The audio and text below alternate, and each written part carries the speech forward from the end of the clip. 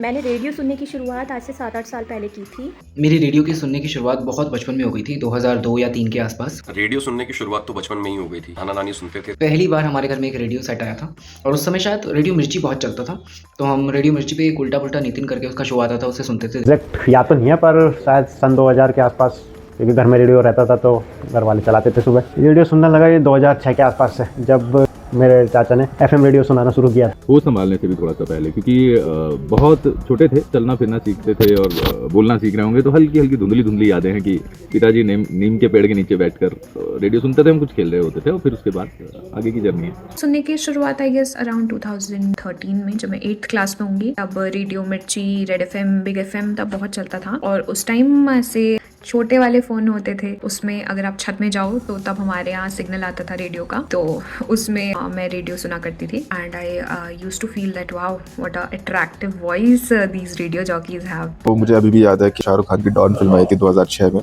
तब मैंने एक पॉकेट रेडियो खरीदा था जो कि कुछ 3-4 इंच का था, छोटा सा बॉक्स टाइप का, ब्लैक कलर का। उसमें टॉर्च भी था, 2 सेल लगते थे, ईयरफोन लगता था। इन दोनों के बिना, ईयरफोन और सेल के बिना वो चलता ही नहीं था। तब से मैंने मोटा 2006 से रेडियो सुनना शुरू किया। उससे पहले मेरी जो रेडियो की जर्नी थी वो तब शुरू हुई थी जब मैं बहुत छोटी थी और मेरे दादाजी को ना रेडियो सुनने का बहुत शौक था। वो दिन भर एक ब्लैक कलर का बॉक्स लेकर उसमें कुछ ना कुछ सुनते रहते थे और मुझे एक्साइटमेंट ये होती थी कि ये ब्लैक बॉक्स के अंदर है क्या, ये काले से बक्से के अंदर क्या है जो आवाज़ भी आ रही है, ये हमें स्टोरी भी सुनाता है, ये कोई गाने भी सुनाता है। शाम को 7 बजे का इंतज़ार होता था, तब हम विविध भारती लगाते थे और उस पे हवा महल एक कार्यक्रम आता था। वो बहुत ही मतलब मज़ेदार होता था, उसको सुनने के बाद ही हम सोया करते थे। फ़ोन में रेडियो सुनना पसंद करती हूँ क्योंकि मैं एक जगह टिकती नहीं हूँ, मैं कभी कहीं जाती हूँ, कभी कहीं जाती हूँ। 13-14 साल हो गए रेडियो से जुड़े हुए। मुझे यहाँ का हर डे स्पेशल है। मैं सबसे पहले एज ए टॉकर यहाँ आई थी, उसके बाद फिर मैं युवाणी से जुड़ी रेडियो का कार्यक्रम, और उसके बाद आज मैं एज ए अनाउंसर आकाशवाणी के साथ जुड़ी हूँ। वो रेडियो जॉकी का जब बोलते हैं तो ऑब्वियसली सॉन्ग्स अच्छे लगते हैं, बट रेडियो जॉकीज जब बोलते हैं तो वो शायद अलग ही एक चीज़ होती है। तो जब मैंने शुरुआत की थी रेडियो सुनने की, तो मुझे रेडियो जॉकीज का बोलना इतना ज़्यादा पसंद था कि एक शो मुझे बहुत पसंद था, वो रात में आता था, तो जब तक वो ख़त्म नहीं हो जाता था मैं ज़रूर सुनती थी, उसको पूरा सुनती थी। टीवी नहीं था, कुछ नहीं था, लोगों को सुनने से यानी कि कानों से देखना सिखाया था, कानों से दुनिया देखनी सिखाई थी। मैं थोड़ा बड़ा हुआ तो मैंने खुद का एक अपना छोटा सा रेडियो सेट खरीदा जो हमेशा मेरे साथ रहता था। ये मेमोरी है मेरी रेडियो से जुड़ी हुई। मैं अब खुद एक रेडियो जॉकी हूँ। उस समय तो गाने सबसे ज़्यादा पसंद थे। आकाशवाणी नजीबाबाद सुनते थे तो वहाँ से ग्राम जगत आता था, लोक संगीत, फोक सॉन्ग्स आते थे, वो अच्छे लगते थे। बहुत मशक्कत, बहुत मेहनत से रेडियो सुनना पड़ता था क्योंकि सिग्नल साफ नहीं आते थे। दिल्ली से कैच करता था और पौड़ी की तरफ आना बहुत बड़ी बात थी। वहाँ बहुत ख़राब फ्रिक्वेंसी जैसे आती थी तो उसमें भी सुनते थे, पर उसमें भी एक अलग ही आनंद होता था। उस टाइम पे हम सिर्फ स्टोरी या कोई गाना आ गया तो उसको बैठकर बहुत प्यार से सुनते थे, लेकिन अब हम रेडियो में ना न्यूज़ भी सुनते हैं, आपकी फरमाइश सुननी है, और हमारी फरमाइश जो प्रोग्राम आता है आपकी फरमाइश, उसमें ये होता है कि हम अपनी कुछ फरमाइश देते हैं, सॉन्ग्स देते हैं, तो एक्साइटमेंट वो भी रहता है कि हाँ हमारा नाम आएगा।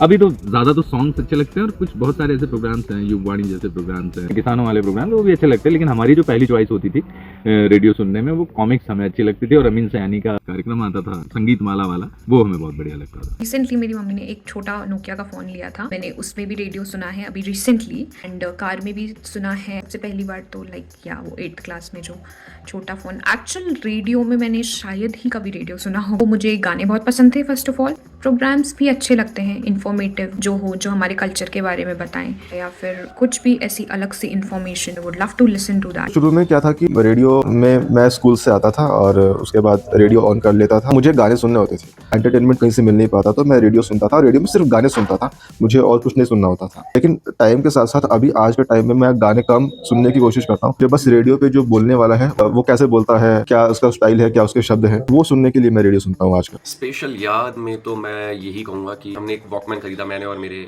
बड़े भाई ने, तो हम उस वॉकमैन में रेडियो सुना करते थे।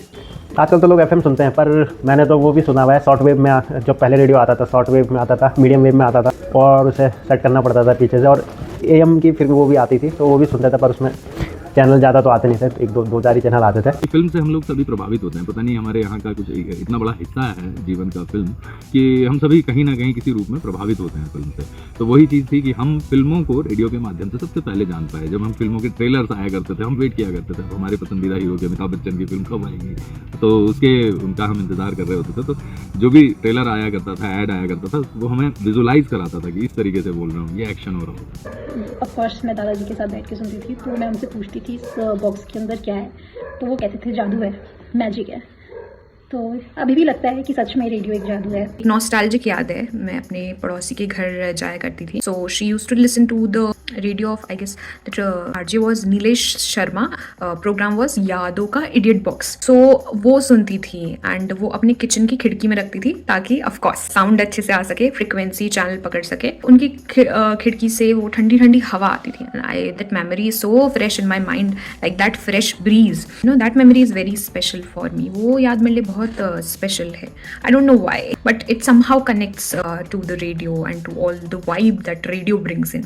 वर्ल्ड रेडियो डे पर मैं ये बोलना चाहूँगा कि रेडियो बहुत सारे लोगों के लिए जो कि 90s के हैं स्पेशली मेरी तरह, उनके लिए बहुत बड़ी नॉस्टैल्जिया वाली चीज़ है। उनके बचपन का एक बड़ा भाग रहा है। मैं तो इससे हमेशा पूरे जीवन में मेरे ये रहने वाला है।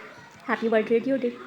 वेल, आप सभी को हैप्पी वर्ल्ड रेडियो डे, बहुत सारी शुभकामनाएं। आज 13 फरवरी है, तो आप सभी को वर्ल्ड रेडियो डे की बहुत सारी शुभकामनाएं। विश्व रेडियो दिवस 2026 की हार्दिक शुभकामनाएं। Happy world radio day. Thank you.